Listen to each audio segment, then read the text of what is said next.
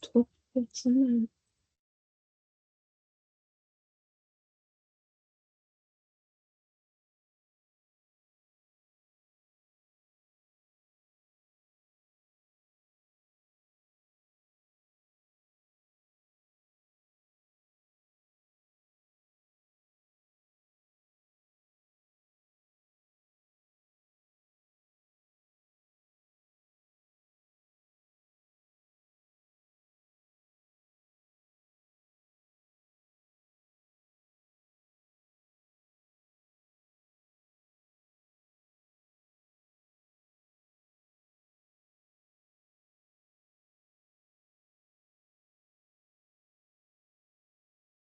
Bonjour à tous.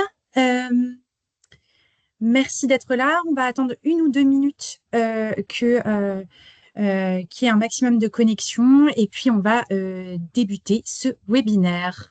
À tout de suite.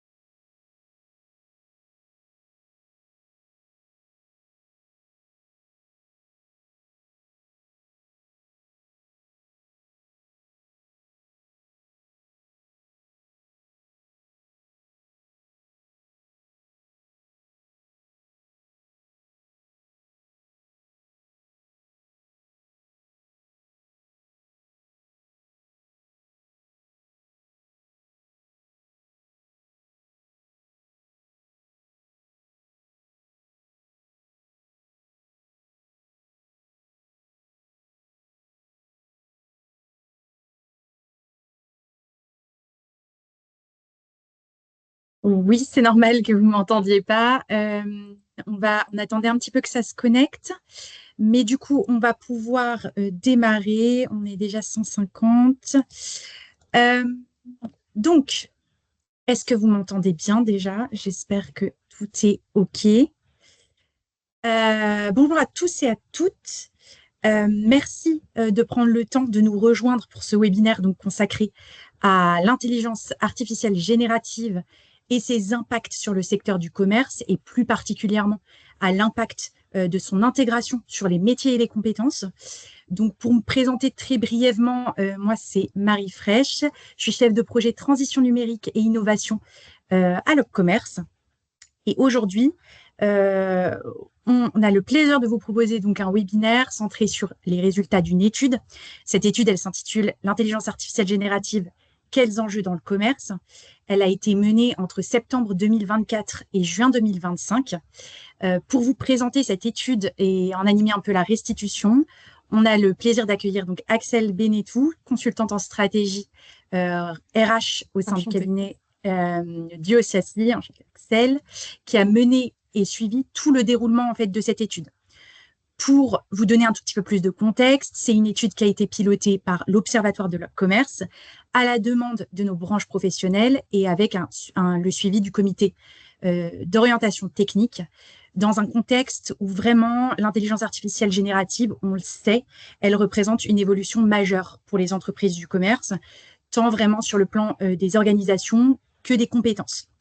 Donc Axel, elle va vous présenter un peu aujourd'hui les enseignements de cette clé de cette étude, les impacts principaux à ce stade sur le métier et les compétences, et les pistes de recommandations pour les entreprises du secteur. En fin de webinaire, je reprendrai moi la main pour vous présenter comment nous, aujourd'hui à l'Opcommerce, on peut vous accompagner concrètement sur le sujet de l'intelligence artificielle, quelles sont un peu nos actions de sensibilisation, de formation et d'accompagnement à travers toute notre offre de services dédiés. Et il y aura également 2 temps de questions-réponses à la fin de nos interventions respectives de moi et Axel. Donc vraiment, n'hésitez pas à poser vos questions dans le chat et on y reviendra à chaque fois. Et c'est tout bon pour moi. Donc, Axel, je vous passe la main. Merci beaucoup. Eh bien, bonjour à tous. Enchantée d'être aujourd'hui avec vous pour ce webinaire sur l'intelligence artificielle générative et son impact sur les métiers de votre secteur. Rapidement, en introduction, même si Marie en a parlé un petit peu, en effet, nous avons réalisé une étude pour le compte de l'Opcommerce sur l'impact de l'intelligence artificielle générative. Pourquoi on a fait cette étude? C'est parce qu'il y avait évidemment des enjeux pour votre secteur, notamment parce que la structure même du commerce et de votre secteur, c'est un secteur donc qui est caractérisé par un terrain qui va être qui va être assez favorable finalement à l'implémentation de ces modèles d'intelligence artificielle générative. Pourquoi? Parce que c'est un secteur dans lequel vous avez une multiplicité d'interactions. On va avoir des interactions entre les clients, les vendeurs, les fonctions support, le marketing, etc.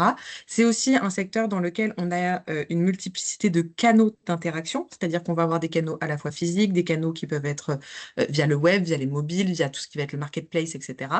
Et aussi un secteur qui est multi-contenu, puisque vous allez avoir tout un tas de contenus qui vont être utilisés dans votre secteur. Ça peut être des argumentaires clients, des fiches produits, des visuels, des promotions, des fiches promotionnelles, etc. Et c'est l'ensemble de ces spécificités sectorielles qui vont faire que finalement, on a un secteur qui est relativement impacté et dans lequel on va avoir un terrain favorable à l'intégration de ces outils. L'intelligence artificielle générative, c'est une transformation qui est rapide. Ces modèles se sont diffusés très très rapidement, plus vite finalement que les technologies précédentes qui étaient des technologies liées au cloud, au mobile ou à d'autres thématiques. Et donc, ça va aussi avoir un impact sur la façon dont les entreprises vont se saisir du sujet. L'étude, je ne vais pas revenir dans le détail, mais on a réalisé un certain nombre de travaux, notamment une partie d'entretien individuel, où on a été chercher vraiment de la donnée plutôt qualitative de la part des entreprises du secteur. On a interrogé un certain nombre de personnes. On a fait aussi une enquête en ligne auprès d'un certain nombre d'entreprises pour avoir de la donnée quantitative. Alors évidemment, ces données maintenant deviennent presque un peu obsolètes, justement comme je vous disais, l'implémentation de ces modèles d'intelligence artificielle générative se fait très rapidement. Et donc, on a des résultats qui sont, je pense, déjà un peu dépassés, puisque au moment où on avait réalisé l'enquête, on avait seulement 8% des entreprises répondantes qui disposaient d'une stratégie liée à ces modèles d'intelligence artificielle générative. Et puis, on avait 62% des entreprises qui n'avaient pas encore initié de réflexion. Je pense qu'à l'heure actuelle, ce n'est plus le cas, ou en tout cas, les chiffres sont beaucoup moins tranchés qu'ils ne l'étaient à l'époque. Donc voilà sur le pourquoi un peu de cette étude. Rapidement également sur finalement qu'est-ce que l'intelligence artificielle générative, qu'est-ce que ça revêt et quelle est sa définition. L'intelligence artificielle, outre la partie générative, c'est vraiment la capacité de certains systèmes enfin de certains systèmes d'ailleurs informatiques, à exécuter des tâches que l'on pourrait normalement attribuer à des capacités cognitives humaines, comme par exemple reconnaître des images, comprendre des textes, etc. Donc ça, c'est vraiment l'intelligence artificielle. Ce qui est lié à l'intelligence artificielle, c'est toute la notion qui est le machine learning, qui est en fait un sous-domaine de l'intelligence artificielle, dans lequel on va avoir la capacité que vont avoir certains systèmes justement informatiques à apprendre à partir d'un certain nombre de données. Et c'est d'ailleurs pour ça, et vous le verrez sur la partie évolution des compétences et l'impact que ça peut avoir, c'est d'ailleurs pour ça qu'on a un poids de la donnée, qu'elle soit de la donnée textuelle, de la donnée client, etc., qui est de plus en plus important parce qu'en fait, c'est la base même du machine learning et de l'intelligence artificielle. L'idée, c'est de se dire que finalement, les machines apprennent toutes seules. On programme plus de façon explicite la règle, mais en fait, on va plutôt entraîner des modèles. Donc ça, c'est vraiment l'idée sous-jacente. Et l'IA générative, quant à elle, c'est un sous-domaine encore du machine learning. C'est-à-dire qu'on va avoir des modèles qui vont être en mesure de produire de nouveaux contenus. Contrairement aux IA prédictives ou aux IA classiques, qui anticipent ou qui segmentent, etc., l'IA générative, elle va générer. c'est transparent, des textes, des images, des vidéos, des sons, du code, etc., en fonction de ce qu'on va lui demander. Et ça, c'est vraiment la différence qui est liée à ça. En lien également, on vous l'a mis sur le côté avec ces différentes notions, et définitions. On a des notions qui sont essentielles, qui est, typiquement la notion de prompt, puisque elle est à la base même justement de ces modèles d'intelligence artificielle générative. Le prompt finalement, c'est l'instruction qu'on va donner au modèle,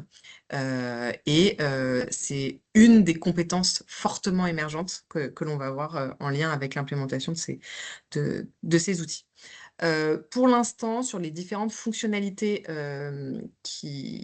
qui sont liées au modèle d'intelligence artificielle générative, de nouveau, ça évolue très vite, donc on a mis une liste qui est évidemment non exhaustive et puis, elle va, je pense, continuer à s'allonger. Les modèles, pour l'instant, nous permettent surtout de générer du contenu. Pour le commerce, ça peut être par exemple la génération de fiches produits, de newsletters, de pages web, etc. Ça permet aussi d'améliorer un contenu existant, c'est-à-dire qu'on va pouvoir reformuler, simplifier, enrichir, faire de la traduction, par exemple. On peut aussi demander à ces modèles d'avoir une capacité de synthèse pardon, et de condensation. Donc, on va leur demander de résumer des documents, faire des synthèses de retour client, analyser des enquêtes, etc. Et puis aussi, on a d'autres fonctionnalités qui sont plutôt liées à soit de la synthèse vocale, donc des assistants vocaux, des serveurs téléphoniques qui peuvent être automatisés, ou aussi faire toute la partie modélisation 3D, création d'images et de vidéos.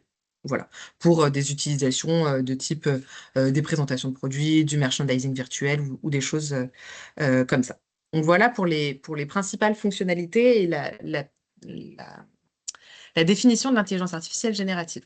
Avant qu'on passe à l'analyse en fait de l'impact que va avoir l'intégration de ces modèles dans les activités et les métiers, je vous propose juste de répondre à une petite question et à un sondage pour savoir finalement, vous, justement, est-ce que vous utilisez ou non, dans le cadre de vos activités professionnelles, un ou des outils d'intelligence artificielle générative? On va pas forcément, partager ensemble, les résultats, mais en tout cas, ça vous permettra de voir où est-ce que vous vous situez par rapport à l'ensemble des participants, à cette réunion. En tout cas des dernières, réunions qu'on a fait, on est plutôt sur une évolution, importante et de l'utilisation de plus en plus, systématique des personnes dans le cadre de leurs activités professionnelles.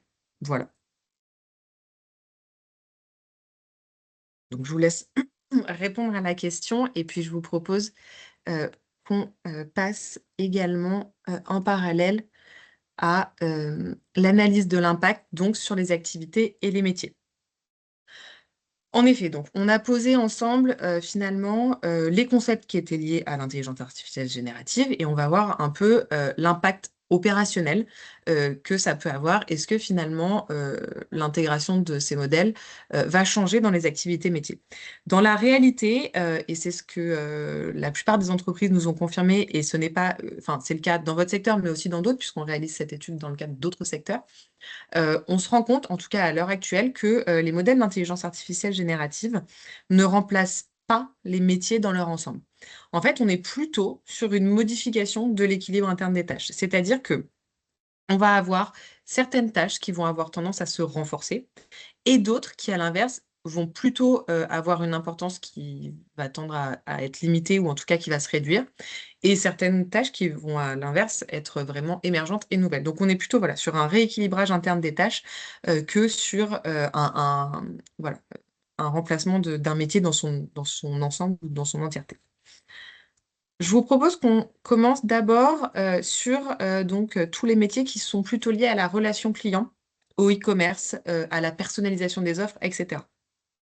Donc, comme vous le voyez, sur ces slides, il y a un certain nombre de thématiques. Pour la segmentation avec les métiers, on a repris des métiers qui existent sur le site de l'Obcommerce. Voilà, c'est, relations clients, e-commerce et cetera. Ça peut revêtir un certain nombre de réalités, peut-être que chez vous, la relation client, ils font pas exactement ça, en tout cas dans la présentation qu'on va faire, mais il fallait que, dans le cadre de la présentation, qu'on puisse avoir des grandes cases métiers pour pouvoir vous les présenter. Donc excusez-nous par avance si certains regroupements sont pas toujours, enfin, retranscrivent pas toujours totalement votre réalité opérationnelle, personnelle. Un des premiers éléments que l'on note sur la partie relation client, c'est en fait une automatisation et une personnalisation au service de la relation client. Sur la partie automatisation, je vais revenir rapidement dessus. L'idée, c'est de se dire qu'en fait, on a une automatisation qui est plutôt partielle de l'interaction. Ce qu'on voit régulièrement, c'est qu'en fait, les modèles d'intelligence artificielle générative vont permettre d'automatiser ce qu'on appelle un peu un niveau 1 de tâches, c'est-à-dire toutes les interactions qui peuvent être un petit peu répétitives ou qui peuvent être standardisées. Par exemple, la réception d'une réclamation client qu'on va qualifier de simple, la fourniture d'une information sur un retour produit, l'explication d'une démarche SAV, l'indication d'une date de livraison, etc. Or, ces tâches, elles vont représenter un volume important dans certaines structures et donc elles vont pouvoir être traitées par les agents conversationnels qu'on a dans les modèles d'intelligence artificielle générative et en tout cas, en première intention, elles vont pouvoir être gérées par ces modèles. En revanche, et ça illustre d'ailleurs très bien ce que je vous expliquais, donc cette logique de rééquilibrage interne des tâches, en revanche, on va avoir en parallèle de ça, un renforcement de l'intervention humaine sur les cas complexes. C'est-à-dire que on va avoir un humain qui va intervenir davantage là où, par exemple, on va avoir une dimension émotionnelle qui est assez forte. Là où on va avoir une relation commerciale qui engage la fidélité, donc par exemple sur des VIP ou sur certains types de clientèle. Des cas qui seraient singuliers et qu'on n'aurait pas encore répertoriés. Ou encore quand il va falloir aller chercher une spécificité euh, très particulière, et ben là, on va avoir un renforcement de l'intervention humaine. Donc en fait, l'idée, c'est de se dire que finalement, on a vraiment une valeur relationnelle qui est déplacée. Et donc, on va avoir un renforcement de cette interaction. Et c'est notamment aussi le cas, et on le voit au-delà de l'évolution qui est liée à l'intégration de ces modèles, on a aussi une évolution pardon, qui est forte en termes d'attente client, qui est de se dire, en fait, les clients, ils ont bien conscience que maintenant, un certain nombre d'outils existent, et donc il y a certaines de leurs demandes qui vont être traitées par ces modèles. En revanche, il y a certains sujets où ils attendent vraiment, pour le coup, que ce soit un humain qui leur réponde et que ce ne soit pas des modèles. Typiquement dans les cas que je vous ai cités précédemment, ou d'autres d'ailleurs. Et donc, on va recentrer les collaborateurs plutôt sur ce type d'activité et de tâches là. On a aussi des modèles qui vont nous permettre une personnalisation accrue de l'expérience client parce que les modèles vont permettre finalement à la fois donc d'adapter les contenus, mais aussi les, les arguments des propositions. Et donc dans le commerce, ce mécanisme, il va permettre en fait de personnaliser davantage les interactions et ce que l'on va proposer aux clients. On le connaît déjà un peu à travers le marketing digital, hein, cette notion-là. Mais là, on va avoir une nouveauté parce qu'en fait, on va avoir une personnalisation conversationnelle. C'est-à-dire qu'on va avoir une personnalisation des offres qui va être influencée par le discours du client et pas uniquement par les données qu'on avait pu réceptionner avant, toutes les données transactionnelles, etc. Donc ça, c'est une vraie nouveauté également. Et puis, un dernier exemple, et vous le verrez, on revient très régulièrement sur le sujet, c'est la notion de données et donc d'avoir vraiment une évolution vers une logique data-driven, donc c'est-à-dire voilà, dirigée et conduite par la donnée. En fait, la donnée, c'est ce que je vous disais en introduction, c'est la base même de ces modèles et elle est très importante. Et donc, il va falloir finalement que les collaborateurs soient en mesure aussi de comprendre comment ça fonctionne. Et en fait, comme on va avoir de plus en plus de données, que ces données, elles peuvent être multiples, c'est-à-dire qu'on peut avoir des données comportementales qu'on va avoir dans la navigation, dans les clics, dans les abandons, quand les clients vont quitter les sites. On peut avoir des données qui vont être transactionnelles, donc les historiques d'achat, tout ce qui va être le panier moyen mais aussi relationnel, donc dans les interactions SAV, etc. Les modèles vont pouvoir analyser ces données, les transformer en recommandations et produire des contenus, des ajustements cohérents avec le profil du client, etc. Et donc là-dessus, on va en fait avoir un rôle humain qui ne va pas disparaître, mais qui va évoluer et qui va en fait se déplacer vers un pilotage justement de cette logique de données en définissant des règles pour dire au modèle va chercher tel ou tel type de données et aussi en contrôlant les résultats, etc. Et ça, vous le verrez, on le verra sur la partie compétences. Sur l'ajustement rapidement aussi en temps réel des offres et des promotions, etc., selon le type de profil, ça va permettre justement, en fonction du profil, du comportement et du contexte, d'adapter un type d'offre, un niveau de remise, un moment pour faire une proposition pertinente, quel sera le meilleur canal à utiliser dans le cadre de cette proposition, etc. Et pour vous donner un type d'outil, par exemple, qui peut être utilisé sur toutes ces fonctions-là, ça peut être un outil comme Salesforce, pardon, Einstein GPT, qui permet en fait de proposer justement des recommandations commerciales personnalisées, d'analyser des comportements clients, d'ajuster le discours commercial selon les profils, etc. Donc ça, vraiment, c'est sur la partie relation client. Un autre type d'impact que l'on pressent également, on le ressent aussi beaucoup, donc comme on vous l'a mis là sur les métiers du marketing et de la communication, c'est que les modèles vont permettre d'accélérer la production de contenu et de développer le pilotage par la donnée. On l'a vu un petit peu déjà précédemment, parce que c'est aussi une évolution qui impacte globalement l'ensemble des métiers. On va avoir en fait une vitesse de production qui va être accrue. Pourquoi? Parce que tout ce qui va être la génération de campagnes, la génération de visuels, de textes, de déclinaisons en différentes langues, etc., pourra se faire plus rapidement. Et ça va permettre de multiplier les variations, de tester davantage de messages, etc. Donc ça, c'est un premier impact qui est vraiment sur l'industrialisation, je dirais, de la production de contenu grâce à une vitesse de production plus importante, mais aussi à une plus grande quantité de contenu produit. On va aussi pouvoir justement, comme je le disais précédemment, permettre de produire plus seulement un seul message, mais une famille de messages qui vont être adaptés à différentes cibles, à différents canaux, à différents contextes, etc.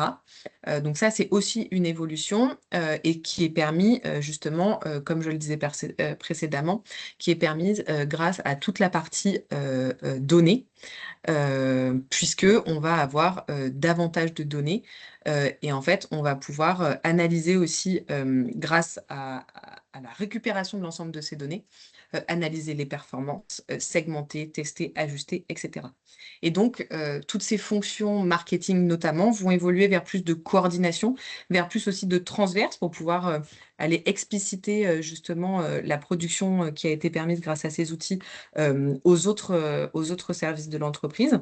Et puis aussi plus d'analytique, puisqu'on va être davantage dans une analyse de ce qu'aura produit le modèle d'intelligence artificielle générative.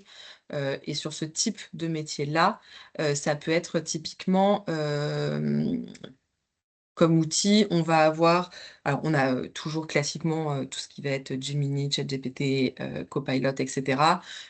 Plus spécifiquement sur la partie marketing, ça va être plutôt Adobe Firefly, par exemple, qui va permettre de nouveau de générer, décliner des visuels produits, personnaliser des mises en avant, adapter des supports promotionnels, etc. Donc ça, c'est plutôt sur la partie marketing, communication. Sur la dernière typologie de métier, donc on est plutôt sur, encore une fois, sur l'impact qu'on a mis sur les différents métiers. On a des métiers qui sont plus impactés que d'autres, mais globalement, c'est aussi valable sur d'autres métiers, hein, donc voilà.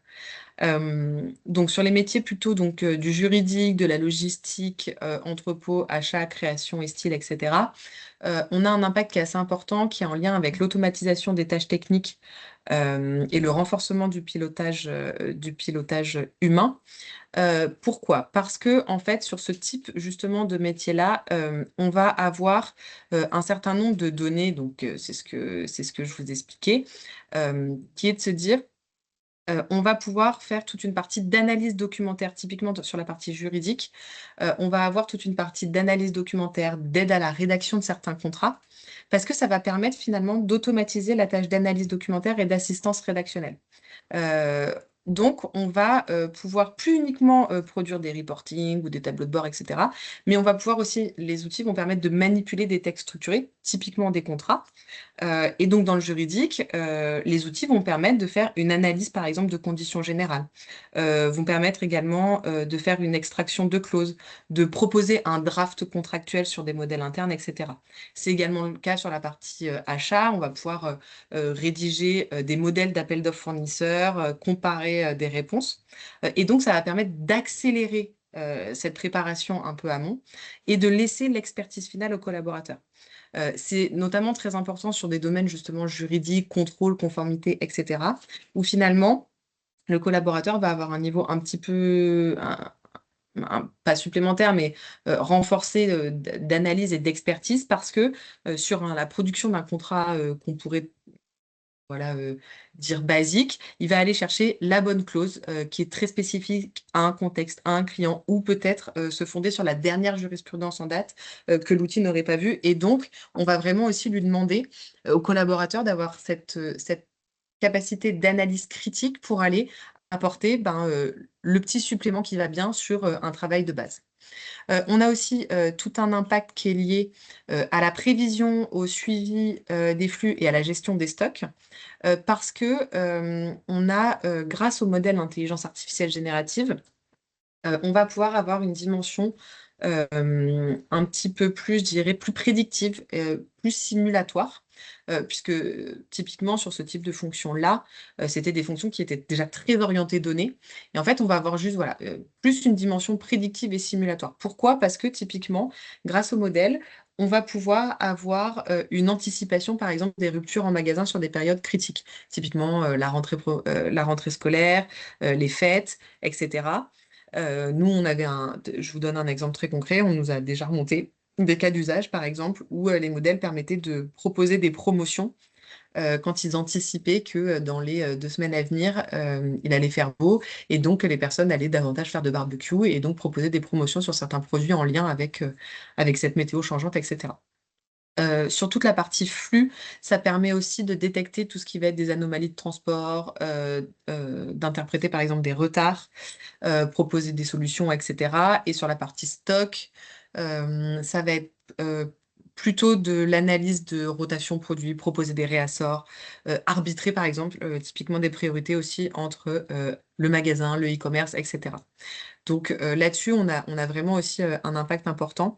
Comme je vous le disais, sur ces métiers-là, on va avoir on va davantage demander aux collaborateurs de monter en expertise et en contrôle de ces modèles. Vous le verrez, il y a tout un tas de biais, ce qu'on appelle des biais algorithmiques qui sont liés à l'utilisation de ces modèles d'intelligence artificielle générative.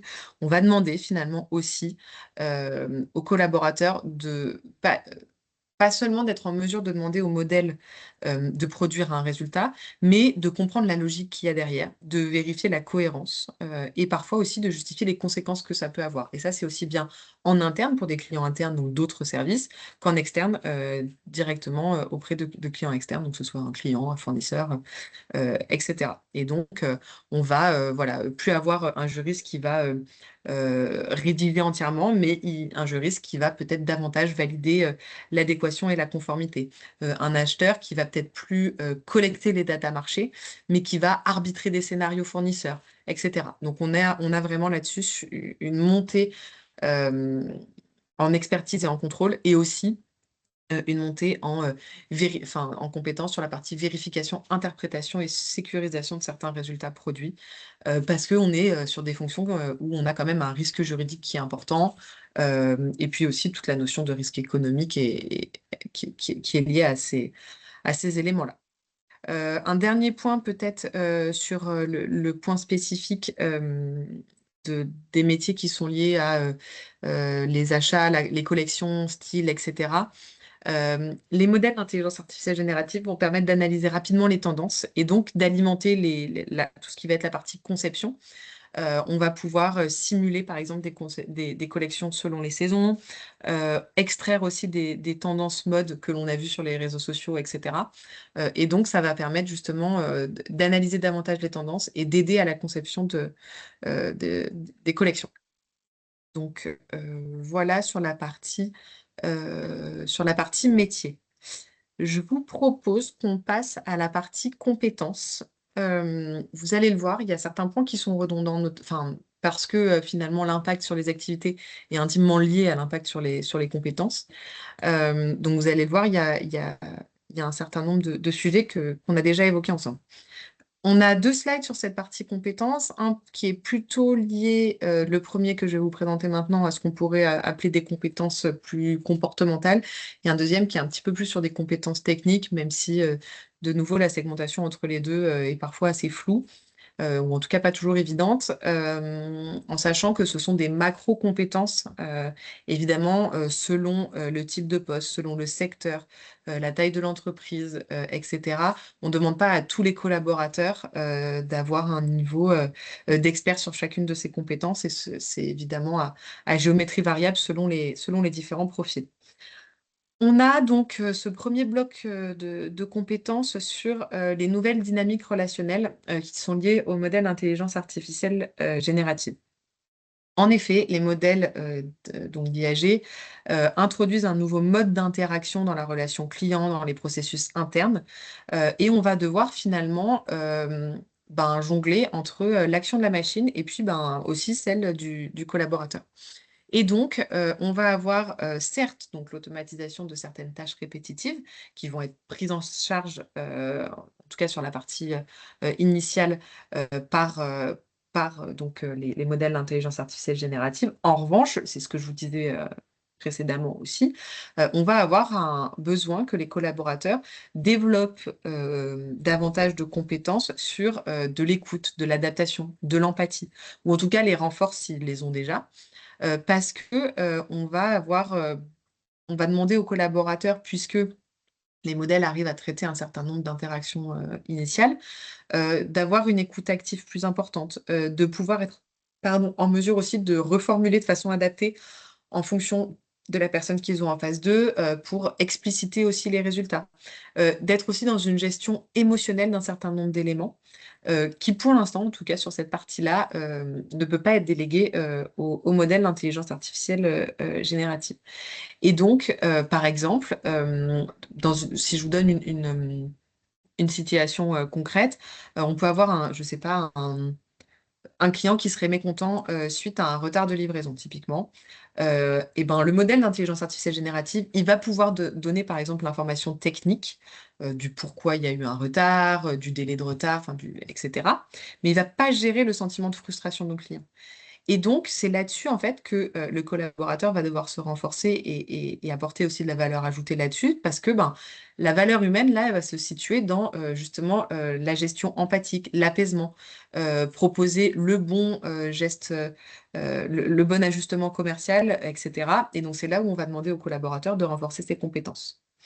On va aussi leur demander finalement de combiner aux collaborateurs les interactions entre les modèles d'intelligence artificielle générative qui vont être en première ligne, et puis entre les collaborateurs humains qui vont être un petit peu le soutien décisif, qui vont apporter la décision finale, de ces modèles. Ce qu'on pourrait globalement dire, c'est que finalement les modèles d'intelligence artificielle générative, ils vont être en première ligne pour qualifier les informations simples et cetera, alors que, le collaborateur, lui, il va être plutôt, en seconde ligne pour, résoudre, avoir une posture plus de conseil et une analyse aussi un peu critique de, ce qui est produit. Donc on va avoir vraiment une logique de co-traitement de l'information et des résultats.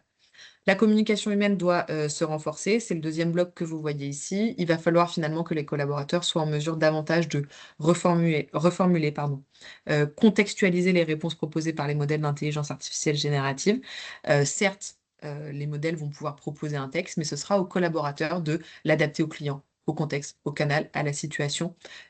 Parce que même si on est de plus en plus dans une personnalisation justement, plus accrue grâce à ces modèles, il y a certains cas spécifiques où on va aller demander d'aller, spécifier davantage, et donc là, le collaborateur va devoir intervenir là-dessus. On a aussi toute cette notion, d'explicabilité des résultats et de vulgarisation des recommandations, qui ont été faites, par les modèles pour les rendre, accessibles et intelligibles, que ce soit en interne ou en externe. Donc ça, c'est aussi une compétence qui va se renforcer, avec également, toute la notion justement de capacité d'interprétation et de discernement, pour se dire, est-ce que j'ai bien compris, finalement, ce qui a été, ce qui a été produit. Et puis, les modèles d'intelligence artificielle générative, ils n'ont pas justement cette notion d'interprétation. Et donc, parfois, il y a des différences entre ce que le client va écrire via un chat ou quoi que ce soit,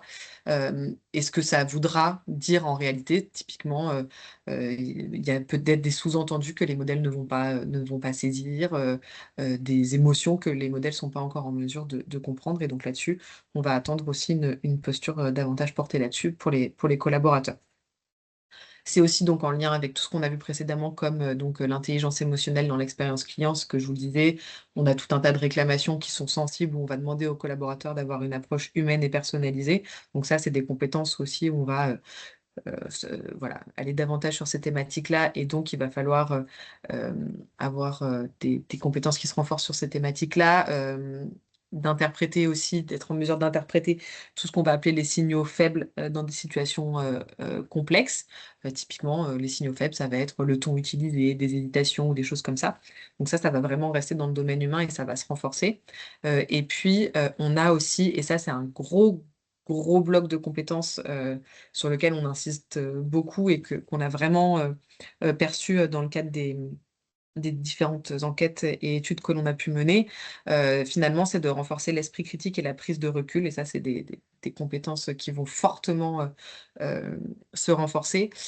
Pourquoi? Parce qu'il va falloir être en mesure pour les collaborateurs d'analyser la fiabilité des résultats qui sont fournis. Comme je vous le disais, il y a des biais, ce qu'on appelle des biais algorithmiques. Typiquement, un qui est un des plus connus, c'est que les modèles d'intelligence artificielle générative détestent le vide. C'est-à-dire que, par exemple, si je prends un exemple on demanderait à un modèle d'analyser un certain nombre d'entretiens et sur euh, tel postulat de trouver des citations dans les entretiens. S'il s'avère qu'en fait, aucune des personnes rencontrées n'ont évoqué ce sujet-là, il va l'inventer, tout simplement. Il va mettre un faux nom, un faux âge, il va inventer une citation. Et donc ça, c'est typiquement un biais qu'il faut avoir en tête quand on utilise les outils. Alors, je pense qu'à terme, avec l'évolution et l'amélioration continue qui caractérise ce type de modèle, ça arrivera peut-être de moins en moins. Mais en tout cas, pour l'instant, c'est un des biais algorithmiques qu'il faut avoir en tête. C'est-à-dire que s'il n'existe pas quelque chose, l'outil va avoir tendance à l'inventer. Et donc ça, il faut aussi que les collaborateurs soient en mesure de comprendre justement ces biais, les différentes anomalies qui peuvent ressortir, les incohérences dans les données qui vont être générées, pour avoir justement une capacité de prise de recul et d'analyse critique pour se dire, certes, tel résultat a été produit, mais il est possible qu'il soit faux parce que un certain nombre de raisons, et donc pouvoir utiliser pleinement ces outils et aussi de comprendre justement les logiques de fonctionnement finalement qu'il y a derrière. Voilà pour ce premier bloc de compétences. Sur le second bloc, on est plutôt sur une analyse un petit peu plus, sur des compétences un peu plus techniques, pardon. Typiquement sur maîtriser justement les outils et les différents modèles. L'idée, c'est de se dire comment ils fonctionnent globalement. Euh, alors, évidemment, et c'est ce que je vous disais, selon le poste, l'ancienneté, le niveau hiérarchique, etc. On ne va pas demander le même niveau sur ce sujet-là. Typiquement sur des postes plus techniques ou plus liés à l'IT, etc., ça va être des compétences qui vont être plus poussées. En revanche, sur d'autres types de postes, ça va être plutôt un vernis de comprendre comment ces modèles fonctionnent. Sur tout ce qui va être la notion justement aussi de données. Comme je vous le disais, il y a vraiment toute cette...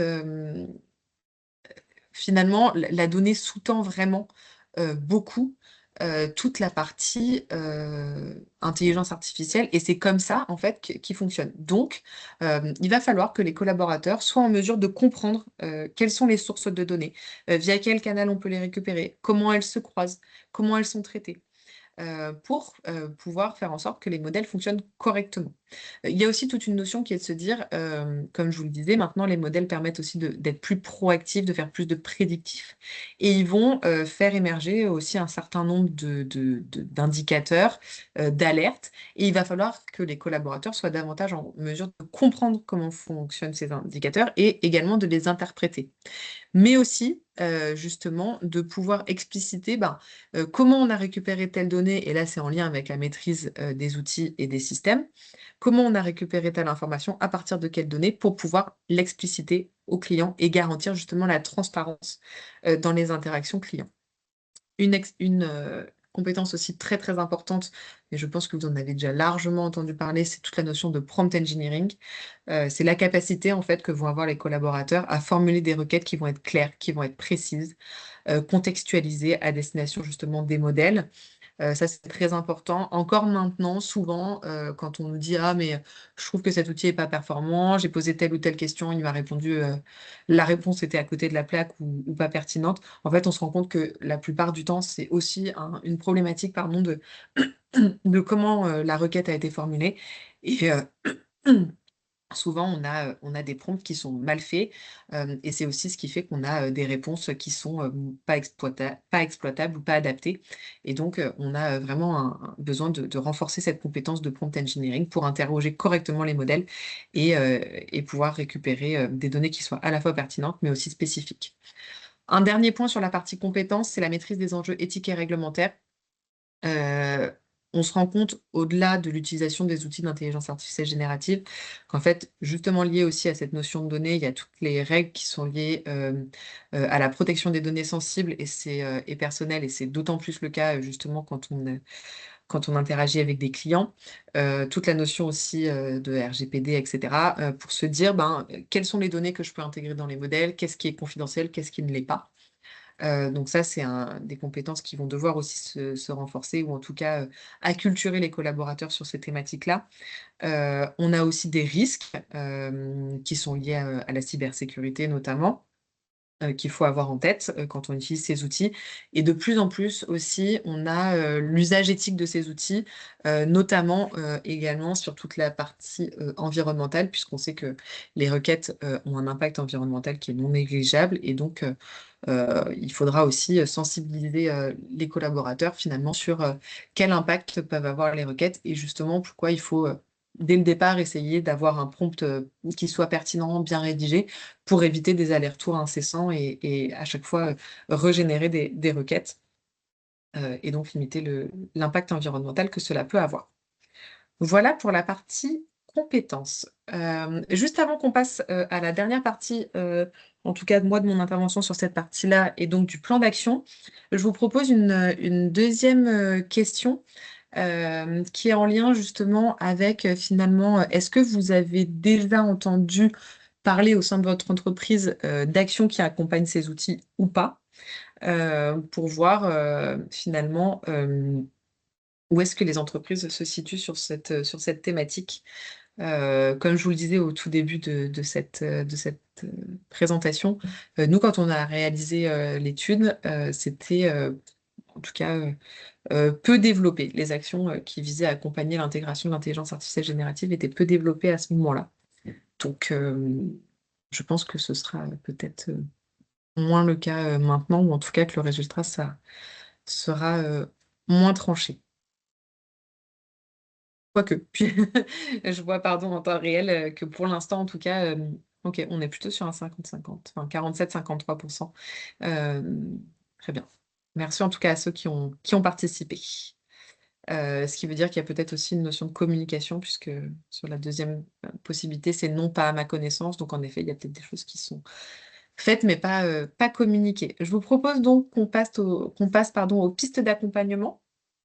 Sur les pistes d'accompagnement, j'ai remis, 4 grandes thématiques d'accompagnement qui peuvent être, à l'œuvre. L'idée, c'est de se dire qu'en fait, sur les comment on intègre ces outils, c'est très spécifique à chacune des entreprises. Pourquoi? Parce que, ça dépend de la taille de l'entreprise, ça dépend aussi des moyens qui sont mis en œuvre, puisque, déployer des outils, en interne, les développer, ou même faire, fonctionner par le biais de prestataires et cetera, ça a un coût. Donc évidemment, tout dépend un peu de comment c'est fait en interne.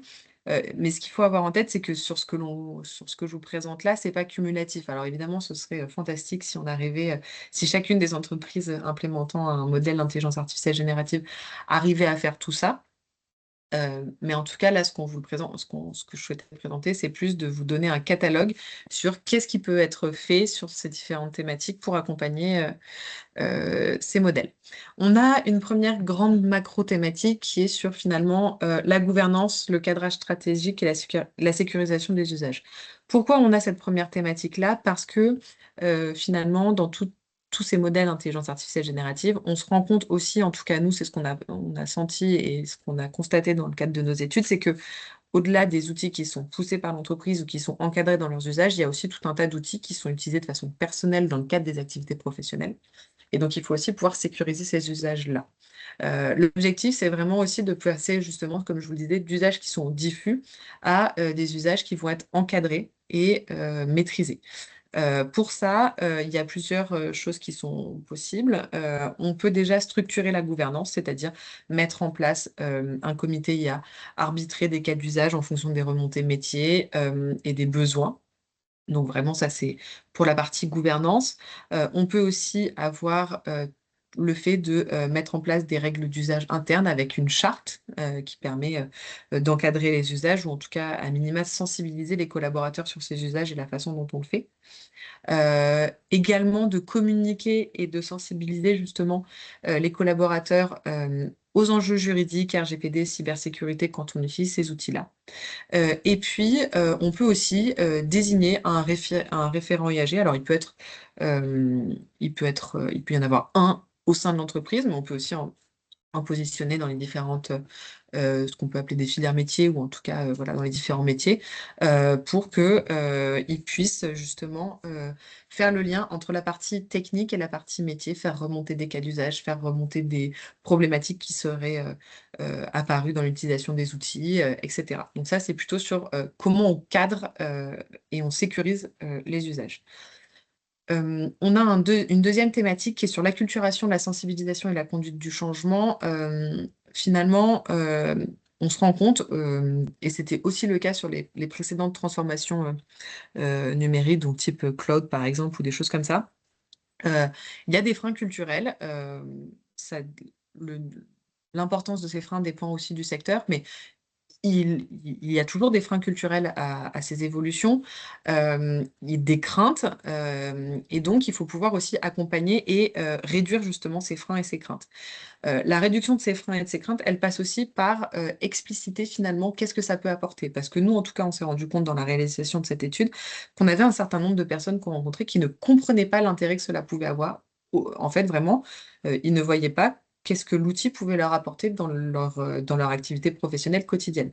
Donc, il y a aussi passé par finalement déconstruire les représentations anxiogènes, typiquement le «Ah bah l'IA va remplacer nos métiers», alors qu'en réalité, on se rend compte que, en tout cas pour l'instant, c'est plutôt, comme je vous le disais, un rééquilibrage interne des tâches. Favoriser aussi une appropriation par les métiers de ces outils en leur expliquant ben, qu'est-ce que ça peut apporter, quels sont les cas d'usage, etc. Et puis de permettre aussi de faire une conduite du changement. Souvent, on se rend compte également qu'il faut qu'on ait un management que le management accompagne justement cette conduite du changement sur l'intégration de ces nouveaux outils. Un troisième bloc de pistes d'action, c'est le développement des compétences et l'adaptation des parcours RH. Vous l'avez vu, il y a un impact qui est important sur les compétences. Ça va être de plus en plus le cas. Donc, c'est de se dire finalement comment les entreprises peuvent accompagner justement l'évolution de ces compétences et les parcours RH. Euh, il faut déjà identifier finalement quelles sont les compétences qui vont être impactées par métier, parce que comme vous l'avez vu, il y a certaines compétences qui vont se renforcer, d'autres qui, au regard justement du rééquilibrage des tâches, vont avoir une importance moins importante, enfin, vont avoir un poids moins important dans les années à venir, et donc finalement se dire ben, quelles sont les compétences dont on va avoir besoin demain, d'accompagner justement également l'évolution de ces compétences grâce à un certain nombre de parcours de formation. Pour l'instant, sur la cartographie de l'ordre de formation qu'on a pu réaliser dans le secteur, on a peu de formations qui sont orientées opérationnelles et cas d'usage métier. Donc c'est peut-être aussi au sein des entreprises de réaliser des formations sur le terrain, sur comment on peut utiliser tel modèle d'intelligence artificielle générative, par exemple dans la fonction achat. Ça peut être voilà, une piste d'action. Et puis, il y a un élément également qui est important, c'est d'intégrer en fait cette intelligence artificielle générative et les projets qui y sont associés dans la gestion prévisionnelle des emplois et des compétences, donc dans la GEPP, pour pouvoir anticiper l'évolution sur les compétences et les emplois. Une dernière partie, c'est l'expérimentation, le déploiement progressif et l'amélioration continue. C'est finalement passer justement comment on passe du discours d'action à une approche pragmatique. Ça va être plus le cas. On va avoir deux types là-dessus de modalités de mise en œuvre. Soit on est sur du développement en interne d'un outil, soit on est sur un achat de solutions. Dans les deux cas, ce qui est important, c'est de se dire quels sont les cas d'usage à forte valeur ajoutée. Et ça, pour ça, il faut avoir un dialogue avec les opérationnels et avec les métiers pour se dire qu'est-ce qu'on fait. Et puis d'adopter une logique test and learn sur qu'est-ce qui a bien marché, qu'est-ce qui n'a pas marché, et pouvoir justement être dans une logique d'amélioration continue. Voilà sur cette partie-là et sur la fin de cette présentation. Merci beaucoup, Axel. Alors, il n'y avait qu'une seule question. Quels outils utiliser selon les besoins? Je ne suis pas sûre qu'on puisse y répondre là. Non, c'est très. Alors, le problème, c'est qu'en plus, il est compliqué de citer certains outils. Ouais, j'ai essayé de le faire au cours de la présentation, mais c'est très lié à des besoins qui vont être spécifiques sur tel ou tel métier, dans tel secteur, dans telle entreprise. Donc, il n'y a pas de bons ou de mauvais outils. Il y en a beaucoup. Il y en a beaucoup qui sortent tous les jours. Donc, vous faire une liste exhaustive ne serait pas pertinent, je pense. Mais il existe une multiplicité d'outils, en tout cas. Merci beaucoup, en tout cas, pour votre intervention. Je reprends la main pour vous présenter rapidement sur les minutes restantes l'offre de services sur l'intelligence artificielle que nous, à l'Opcommerce, on vous propose en 2026. Alors, nous, notre méthodologie, c'est qu'après vous avoir fait passer, donc soit avec l'aide de votre conseiller référent, soit en toute autonomie, un rapide questionnaire, on va savoir où vous vous situez, où se situe votre entreprise sur le champ de l'intelligence artificielle, ce qui va nous permettre de vous orienter sur les bons dispositifs. Notre offre de service, elle se distingue en 3 piliers avec des dispositifs différents qui vont nous permettre soit de vous sensibiliser à l'intelligence artificielle, soit de vous former très concrètement à l'intelligence artificielle, soit de vous accompagner. Donc, je vais vous détailler un petit peu ce que ça comprend. Mais juste avant, pour vous préciser un petit peu dans cette offre, moi, contrairement à là, ce qui s'est dit dans l'étude, je vais parler d'intelligence artificielle au sens large du terme, pas uniquement l'intelligence artificielle générative, comme là, on a pu pointer dans cette étude.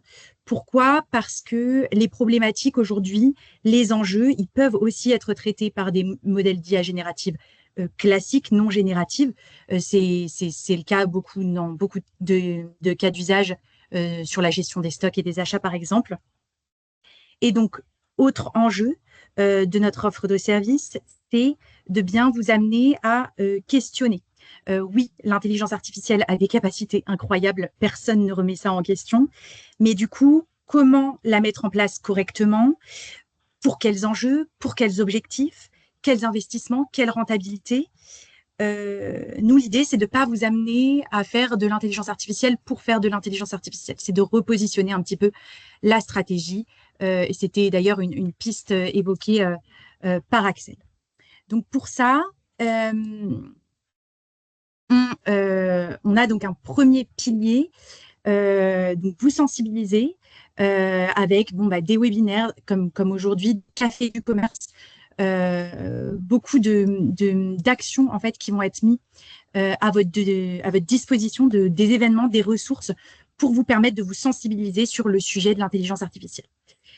Donc des webinaires thématiques, des cafés du commerce, donc ateliers en fin de journée, en début de journée, format distanciel, présentiel, vous êtes proposés et vont être organisés en région ou à distance, mis à votre disposition totalement gratuitement pour vous permettre de commencer à faire vos premiers pas dans l'intelligence artificielle et dans la réflexion que ça engage. On a aussi tout un tas de ressources qui sont en ligne sur notre IA Box, sur notre site internet. Donc, vous avez le lien là. Je vous remettrai le lien, vous l'aurez de toute façon dans le support et le mail après le webinaire, avec des articles, des podcasts, même un serious game que vous pouvez digital qui est à disposition gratuitement. Et en fait, toutes ces actions vont vous permettre déjà de commencer à vous structurer. Ensuite, on a le deuxième pilier, vous former. Donc là, on vous propose un catalogue de formation thématique et métier dédié spécifiquement à l'intelligence artificielle et conçu pour répondre à vos enjeux et vos problématiques, du moins celles qui sont prioritaires sur le secteur du commerce aujourd'hui. Donc, sur notre plateforme Click and Form, on a donc un catalogue de formations. C'est des formations qui vont de 7h à 21h sur des thématiques assez diverses. Donc, on a des formations sur de l'introduction à l'intelligence artificielle, que ce soit en distanciel, en mobile learning, en toute autonomie. On a des formations sur les outils et technologies de l'intelligence artificielle générative, puisque cette révolution, elle est hyper importante aujourd'hui. On a des formations sur l'optimisation des ressources humaines grâce à l'intelligence artificielle. Donc là, on entre plutôt dans de la fonction, donc sur la partie ressources humaines, sur l'intelligence artificielle au service de la chaîne d'approvisionnement, d'achat et de la gestion des stocks. On a des formations sur transformer sa stratégie de vente grâce à l'intelligence artificielle et aussi sur une partie plutôt éthique, réglementation, gouvernance de l'intelligence artificielle. Et ensuite, on a toute une partie vraiment sur de l'implémentation, gestion du changement, adoption de l'IA par les collaborateurs ou encore les bonnes pratiques pour implémenter de l'intelligence artificielle. On essaye de vous proposer des formations pour répondre un petit peu à vos enjeux du moment en fonction de votre niveau de maturité en fait de votre entreprise sur cette thématique et de vous proposer les bons formats. Et en parallèle de ça, on a notre catalogue de formation sur Edflex qui vous est là disponible totalement gratuitement. C'est notre plateforme qui est à votre disposition et totalement e-learning avec des parcours sur l'intelligence artificielle et qui est disponible en tout cas dès maintenant. Pareil, vous aurez les liens dans le support. Les formations Click and Form ouvrent dans le courant février. Donc, vous pourrez y avoir accès très rapidement pour réserver et voir toutes les modalités de financement. Et enfin, le levier 3, accompagner. C'est là notre dernier dispositif, c'est un accompagnement personnalisé pour lancer ou structurer votre stratégie en IA, tout en anticipant son impact sur les ressources humaines. Donc, ça se matérialise comment? C'est des diagnostics. Donc, c'est un format complètement personnalisable, complètement flexible pour vous. C'est des prestations qui sont réalisées avec des cabinets de conseil avec lesquels on travaille, qui sont partenaires, qui s'organisent de 2 à 5 jours. Il peut y en avoir aussi des plus longs en fonction de vos besoins, selon un calendrier adapté à vos contraintes. Et donc là, l'idée, ça va être que le consultant va aller spécifiquement pour votre entreprise, identifier vos cas d'usage, vous aider à la création d'une feuille de route, évaluer les opportunités, les risques de se lancer sur l'IA, anticiper les impacts sur votre activité, vos métiers, vos compétences présentes dans votre entreprise et découvrir les outils adaptés à vos besoins pour qu'ensuite vous puissiez faire des choix éclairés sur comment vous vous lancez aujourd'hui. Aujourd'hui, on a 2 diagnostics sur le champ de la transition numérique. On a CAP sur l'intelligence artificielle et CAP sur le digital. Là, si vos problématiques identifiées, elles sont plutôt sur une brique amont de gestion des data, gestion de la digitalisation de votre entreprise. Donc voilà, on vous fait passer ce test, votre conseiller vous fait passer ce test et on va vous proposer les dispositifs qui correspondent le plus à vos besoins. Voilà pour la présentation assez rapide. On arrive bientôt donc à la fin du webinaire. À la fin de ce webinaire, je vais vous envoyer donc un mail avec le support, les différents liens dont on a parlé, le lien également du rapport de l'étude complet si vous souhaitez en prendre connaissance. Et également le questionnaire de satisfaction, mais aussi un questionnaire, un formulaire de recontact si vous souhaitez vous lancer un petit peu, que vous souhaitez qu'on vous recontacte au sujet de notre offre de service, que vous puissiez donner vos coordonnées et puis nous, on agira le plus rapidement possible ensuite pour que vous soyez recontacté par un conseiller de l'Opcommerce. Voilà, c'est tout bon pour moi. Je vous mets le QR code si vous prenez le temps en 2 minutes de répondre au questionnaire de satisfaction. Il vous suffit de flasher le QR code. Merci beaucoup, en tout cas, d'avoir été si nombreux. Merci beaucoup à Axel pour cette intervention Merci à tous. et la présentation de cette étude. Et voilà, au niveau des questions, hop, je crois qu'il y en avait 2. C'est quoi les questions, pardon? Oui, les formations en marketing et communication, on n'a pas encore dans notre catalogue Click and Form. Ça arrivera dans les années à venir. Et la deuxième, c'est bénéficier des 3 piliers. Tout à fait. En fait, on peut bénéficier des 3 piliers à la suite. L'idée, c'est que ce soit progressif en fonction justement de votre niveau de maturité. Une fois que vous êtes sensibilisé, vous pouvez passer à un accompagnement ou une formation spécifique en fonction de ce que vous avez identifié. C'est tout l'idée que vraiment ce soit progressif. Voilà, merci beaucoup et je vous souhaite une excellente journée et un bon week-end par avance. Merci. Merci à tous. Au revoir.